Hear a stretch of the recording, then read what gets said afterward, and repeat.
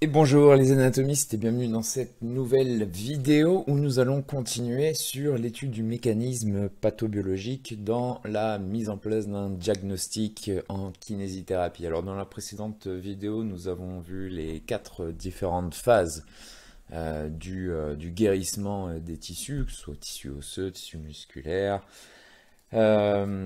tissu tendineux également, ligamenteux, etc.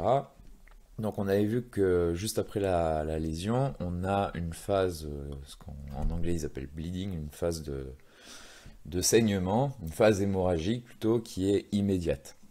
Ensuite, on a une phase inflammatoire où la phagocytose va jouer un rôle important. Elle peut durer jusqu'à 4 jours, mais dépendra de la gravité de la blessure et également du type de tissu qui est lésé. Troisième phase, la phase de prolifération, ou plus précisément la phase de prolifération fibroblastique, où on va avoir une synthèse du collagène, une néovascularisation, et qui peut durer 3-4 heures jusqu'à 4 à 6 semaines. Et la dernière phase, c'est ce qu'on appelle la phase de remodelage, qui, elle, va durer entre 3 semaines et 12 mois. Alors, concernant cette phase hémorragique, la première phase, qui est relativement courte, puisqu'elle est immédiate dans le cas d'une lésion aiguë. Cette phase hémorragique va dépendre bien sûr de l'intensité de la blessure, de la quantité de tissu qui a été lésé et également du type de tissu lésé. Est-ce que c'est un tissu musculaire? Est-ce que ce sont des ligaments? Est-ce que ce sont des os, etc.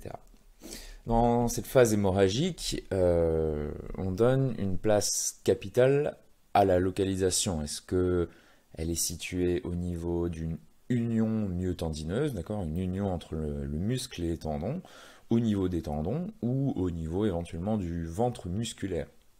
Alors j'ai mis ce dernier point, l'action de la gravité, parce que donc vous voyez ici, dans le cas d'une déchirure musculaire au niveau de la loge médiane, médiale de la cuisse, donc au niveau des adducteurs. Si on a une déchirure musculaire, sous l'action de la gravité, ce saignement va descendre distalement. Voilà, c'est ce que j'explique ici. Sous l'action de la gravité, le saignement va se déplacer distalement. C'était tout pour cette phase hémorragique. Dans la prochaine vidéo, nous allons parler du processus inflammatoire, ici en jaune. Et nous finirons par la prolifération fibroblastique et enfin le remodelage. À bientôt.